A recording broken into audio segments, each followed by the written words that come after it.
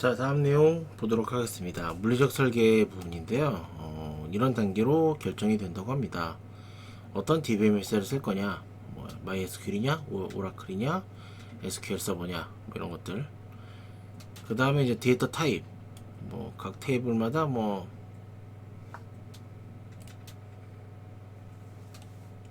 그러니까 각 컬럼마다, 각 속성마다 어떤 타입, 뭐 문자형이냐, 숫자형이냐, 날짜형이냐, 크기는 어떻게 할 거냐, 그런 것들 결정을 하는 거고요. 그 다음에 뭐 중요한 건 이제 역정교라고 있는데요. 데이터베이스의 성능을 위해서 용량을 좀 포기하는 과정인데 이건 좀 이따 설명을 드리겠습니다. 그리고 이제 뭐 데이터의 신뢰성을 구축하기 위해서 무결성 제약 조건, 뭐 기본키나 외래키, 난널, 유니크 이런 것들이 있는데요. 그런 거 하고 성능 향상을 위해서 인덱스를 만들고 그 다음에 실제로 데이터베이스를 생성한다. 우리 예전에 배웠던 create 데이터베이스 명령어를 이제 생성을 하게 되는 겁니다. 자, 중요한 것만 좀 자세히 볼 건데요. 이런 건 넘어가고요. 그 데이터베이스 설계를 하기 위해서 이제 인덱스라는 걸 쓴다고 하는데요. 기본적으로 인덱스를 안 쓰면요. 어떤 데이터를 찾을 때 처음부터 끝까지 다 찾습니다. 데이터가 10만 건이다. 그럼 10만 번 찾는 거예요. 근데 인덱스라는 걸 쓰면요. 뭐 상황에 따라서 인덱스의 형태에 따라 대부분 좀 다르겠지만은 대부분은 어떤 데이터도 뭐 이렇게 일단 훨씬 빨리 찾습니다. 뭐 숫자로 말씀드리기 좀 그렇고 데이터를 훨씬 빠르게 찾을 수 있어요. 인덱스라는 거. 우리 그 색인이라고 하죠. 책 뒤에 있는 거. 그렇게 하면 우리가 책에 있는 내용을 우리가 원하는 키워드를 통해서 금방 찾을 수 있잖아요. 뭐 그런 개념으로 보시면 되겠습니다. 인덱스의 종류가 이렇게 여러 가지 있는데요. 뭐 읽어보시면 대충 알 수도 있는데 뭐 한 개의 컬럼으로 만든 인덱스냐, 두 개 이상의 컬럼으로 만든 인덱스냐. 인덱스가 걸려있는 컬럼의 값들이 모두 유니크하느냐, 중복되는 게 없느냐, 아니면 중복되는 게 맞느냐. 그리고 인덱스에 들어가는 인덱스가 가리키는 속성이 어떤 계산식, 함수 이런 걸 통해서 만들어진 경우냐 아니면 아니냐 뭐 이런 것들이 있고요. 또 물리적 구분으로 인덱스를 구분하자면은 뭐 이진트리 일종인데 이진트리라고 해서 뭐 그러니까 뭐 데이터를 저장하는 방식이에요. 데이터를 뭐 이렇게 좀 이진트리라는 형태가 있는데 자료구조 시간에 배우시겠지만 어쨌든 뭐 이런 방식으로 저장을 할 거냐 아니면 비트맵 방식으로 저장할 거냐 아니면 클러스터링 그러니까 여기 나와 있죠. 데이터를 물리적으로 인접시켜서 저장하는 방식이다. 사실 뭐 이런 게 물론 중요할 수도 있겠는데요. 지금 당장은 뭐 이걸 다 암기하거나 이해하시기는 어려울 거고 그냥 데이터를 물리적으로 저장하는 데 있어서 그러니까 여기서 말하는 물리적인 저장이라는 것은 실제로 하드디스크 요즘 테이프 잘 안 쓰니까요. 하드디스크에 어떤 방식으로 저장할 건지를 결정하는 방법이에요. 인덱스를 어떤 방식으로 저장할 것이냐. 그렇게 세 분류로 나눌 수가 있습니다. 자, 요거는 우리 나중에 한번 보긴 할 건데요. MySQL은 없는데, 이런 테이블이 있어요. 이런 이름을 가진 테이블들이 있는데요. 이런 테이블들에서 우리가 가진 인덱스의 정보를 확인할 수가 있습니다. 자, 인덱스를 이제 만들었는데 다시 만들 일이 생길 수 있어요. 어떤 경우인지를 한번 읽어보시기 바랍니다. 그러니까 인덱스를 다른 DB로 옮기거나,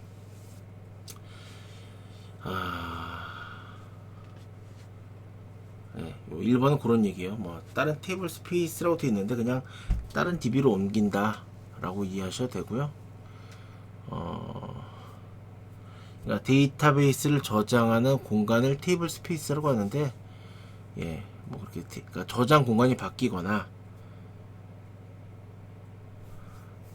아니면은 테이블과 인덱스가 같은 테이블 스페이스에 존재했는데 다른 테이블 스페이스로 옮기거나 그럴 때도 재구축을 해야 되고요. 3번처럼 특수한 경우도 있습니다. 테이블이 이렇게 있었는데 인덱스가 걸려 있었고요. 근데 데이터가 너무 많이 지워졌어. 그런 경우에는 인덱스를 다시 만들 필요가 있습니다. 원본 테이블이 워낙 많이 바뀌었으니까요. 워낙 많이 지워졌으니까. 그래서 뭐 이런 것들 한번 읽어보세요. 예. 사실 뭐 읽어도 이게 무슨 말인가 싶을 수도 있는데 시험에도 잘 안 나올 뿐더러 여러분들 데이터베이스를 다루다 보면은 뭐 알 수 있는 내용들인데요. 그냥 읽어보시고, 그래도 안 읽어보는 것보다 1% 나을 테니까요. 한번 읽어보시기 바랍니다. 넘어가고요. 자, 역정교화인데요. 말 그대로입니다. 원래 우리가 정교화라는 것은 원래 이렇게 길게 돼 있던 통합돼 있던 데이터를 이렇게 잘게 쪼개는 거잖아요. 잘게 쪼개므로써 중복을 최소화시키는 것을 정교화라고 했는데, 반대로 역정교화는 정교화돼서 쪼개진 테이블들을 합치는 겁니다. 합쳐서 중복을 허용하는 거예요. 왜 중복을 허용하냐면은 중복을 허용함으로써 조인을 줄일 수가 있고요. 조인이 줄어들면 데이터의 검색 속도가 빨라지게 됩니다. 두 개의 테이블, 두 개 이상의 테이블을 이렇게 우리가 어떤 데이터를 얻기 위해서 이렇게 조인을 하잖아요. 이렇게 이 조인이라는 과정 자체가 굉장히 데이터의 검색 속도를 느리게 한다는 거죠. 그래서 어느 정도 중복을 허용하면서 데이터를 합쳐가지고 조인을 좀 줄이는 겁니다. 중복되는 게 많기 때문에 용량은 좀 늘어나겠죠. 하지만 대신 검색 속도는 줄어들 겁니다. 최적화되겠죠. 그러니까 용량을 포기하고 속도를 선택을 한 거겠죠. 요즘은 워낙 하드디스크도 많이 싸졌고 용량도 많기 때문에 이제 용량보다는 속도를 더 중요시한다. 하드웨어 발전으로 그렇게 결정을 내린 거라고 볼 수 있겠죠. 자, 그래서 언제 역정교화를 쓰냐면요. 역정교화의 여러 가지 경우들인데요. 자, 이렇게 조인이 되는 경우가 있어요. 두 개의 테이블을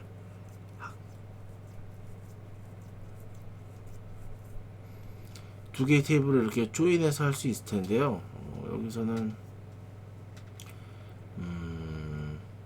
사실 여기 학과 코드라는 테이블이 있어야 될 건데 그래야 조인을 시킬 수 있을 거란 말이죠.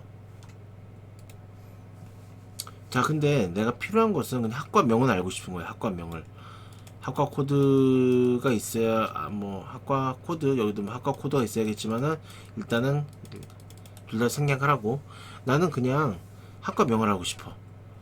이 두 개의 테이블을 조인하면 알 수 있겠죠. 하지만 뭐 조인해서 속도를 느리게 하고 싶지 않아.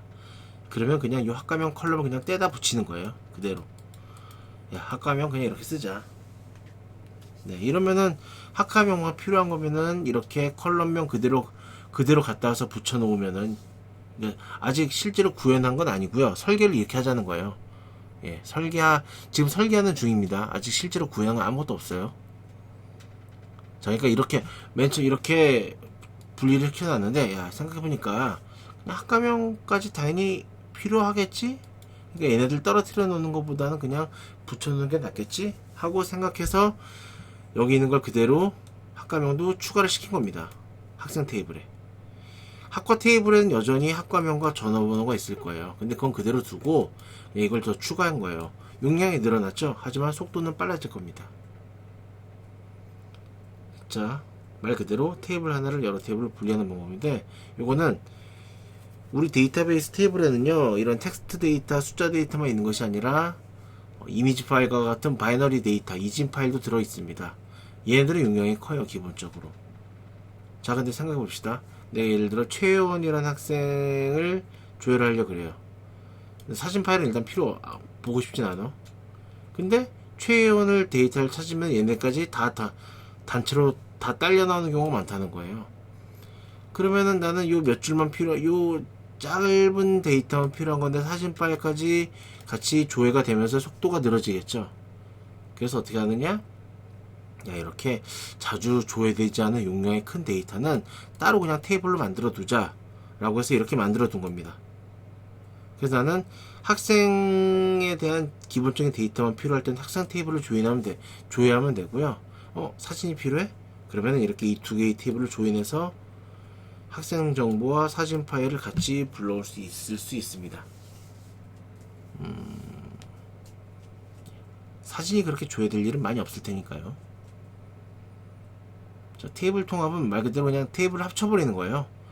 아까는 요 컬럼명만 학과명만 복사해서 그냥 갖다 썼는데 에이 자질구레하다. 그냥 통째로 그냥 갖다 붙였습니다. 물론 보시는 것처럼 이렇게 중복되는 데이터가 많이 생겨요. 그래서 용량의 낭비될 수 있지만 여기서는 용량 낭비는 그냥 쿨하게 잊어버리자 라는 거죠. 그게 컨셉이죠. 자, 요약 테이블은 뭐 그냥 이렇게 매번 매 학기마다 과목이 있고 학점을 받잖아요. 이것들을 계산식을 써가지고 그냥 다 통합해서 하나의 테이블로 관리하는 겁니다. 네. 어떤 학생의 어느 학년의 학점은 얼마다 라고 여기서 계산식을 통해서 따로 테이블을 만들어서 관리하는 거예요. 그럼 매번 이렇게 이 테이블을 조회할 필요 없겠이 이 작은 테이블만 조회하니까 간단하겠죠. 자, 이런 방식들이 있습니다. 이런 방식들을 통해서 역전교를 하고요. 자, 요거는 그냥 참고 삼아 알아두시면 좋을 것 같은데요. 모델링 단계에서 썼던 이런 용어들이 실제로 테이블을 만드는 과정에서는 데이터베이스를 만드는 과정에서는 이렇게 용어들이 바뀐다는 거 잘 기억해 두시기 바랍니다. 같은 뜻인데 자, 논리적 설계까지는 엔티티라고 쓰이지만 그 이후에 실제로 테이블을 만드는 과정에 있어서는 테이블이라고 불립니다.